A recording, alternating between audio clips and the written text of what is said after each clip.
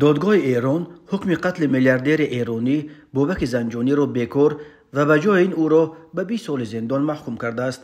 زنجانی از سال 2013 به این سو اینک بیش از 10 سال باز در حبس قرار دارد و وکیل او گفته است که از بس که زنجانی علاقه بیش از نصف حکمش را ادا کرده است می تواند برای رهایی پیش از مهلت درخواست بدهد. بابک زنجانی که یک وقتا یکی از مورهای کلیدی در فروش نفت ایران به شمار می رفت، در سالهای پرزیدنتی محمود احمدی نژاد در رسانه‌های ایران به عنوان ثروتمندترین ایرانی در جهان یاد می شد.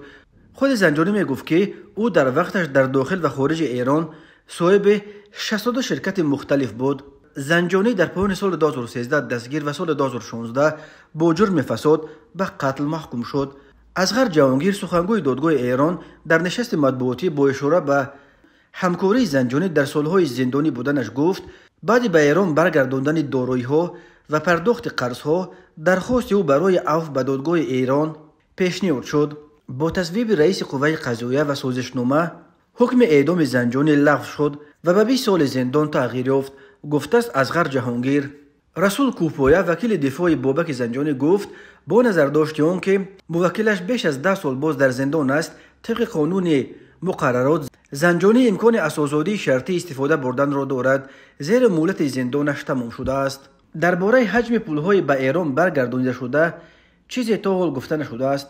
مقامات ایران قبلا گفتند که زنجانی بیش از 2 میلیارد یورو از پولهای فروش نفت را به دولت برنگردانده به اصطلاح از آن خود کرده است. چرخش در پرونده زنجانی ماه فوریه سال 2024 به مشاهده رسید.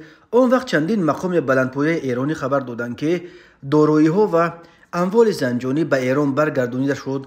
از جمله غلام حسین موسینی رئیس قوه قضاییه جمهوری اسلامی ایران روز 20 فوریه سال 2024 از شناسایی دارایی‌ها و اموال بابک زنجانی در خارج از ایران و انتقال این ثروت‌ها به تهران خبر داد. این منصبدار بلندپایه ایرانی نگفت که این دارایی‌های زنجانی در کدام کشورها شناسایی و به چه شکل با پول نقد و یا توسط بانک‌های این کشورها به ایران فرستاده شدند. در حالی که بانک‌های جمهوری اسلامی ایران تحت تحریمات قرار داشته، انتقال چنین مبلغ‌های هنگفت به ایران امر خیلی محال است. نام بابک زنجانی در مطبوعات تاجیک زمان روی یافت که او در تاجیکستان مبلغ گذاری هنگفتی کرد، چندین شرکت بانکداری، نقلیاتی، سرمایه‌گذاری و سیاحی را تأسیس داد، از جمله کند گروپ تاجیکستان، شرکت‌های کند گروپ اینوستمنت، آذان اکسپرس ترمینال، آذان اکسپرس ایرلاین و کند توریسم تاجیکستان و غیره به بابک زنجانی نسبت می‌دادند. اما بعد بازداشت زنجانی مقامات تاجیکستان در این کشور سرمایه و پول داشتن او را رد کردند.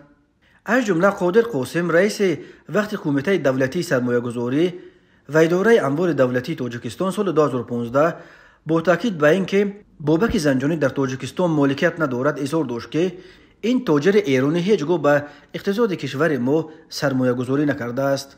او در افتتاح ترمینال آذان اکسپرس در دوشنبه تنها به عنوان یک مهمان فخری اشتراک کرده است. رئیس وقت بانک ملی تاجیکستان عبدالجبار شیرینوف نیز از همان سال 2015 گفت بیش از 2 میلیارد یورو پولی که جانب ایران ادعا دارد از بودجه تاجیکستان بیشتر است و فقط انتقال چنین مبلغ‌ها را پنهان کردن دشوار است.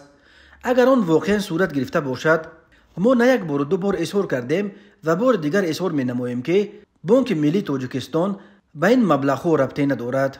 شریف رحیم‌زاده رئیس وقت کمیته بودجه و مالیه مجلس نمایندگان تاجیکستان و پیش از آن رئیس بانک ملی هم گفت اگر منظور جانب ایران سهمگذاری بابک زنجانی در شرکت آذان اکسپرس باشد، پس در میان مؤسسان این شرکت اسم زنجانی اصلا وجود ندارد. این که اجرای حکم قتل زنجانی نک 8 سال طول کشید بیانگر این است که در تهران این همه سال امیدوار بودند که بالاخره زنجانی از عقل کار میگیرد و پولها را برمیگرداند. خبر برگرداندن دارایی‌های زنجانی و لغو حکم قتل او نشان میدهد که این امید مقامات ایران بالاخره برآورد شده است.